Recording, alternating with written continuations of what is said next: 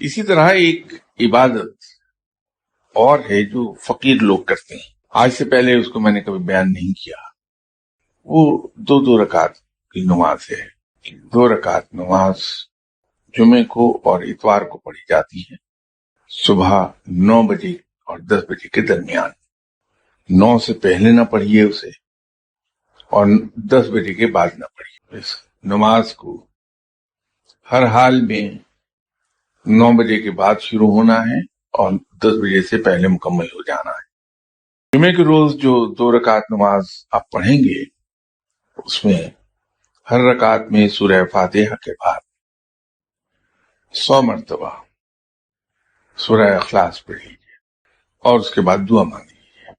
اسی طرح اتوار کو صبح 9 بجے سے 10 بجے کے درمیان 2 رکعت نماز پڑھیے، سورہ فاتحہ ہر رکعت میں، اور ہر رکعت میں 70 مرتبہ سورہ اخلاص۔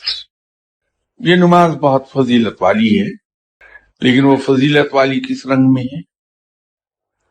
علم کے اینگل سے، اللہ کی قربت کے اینگل سے بہت فضیلت والی ہے۔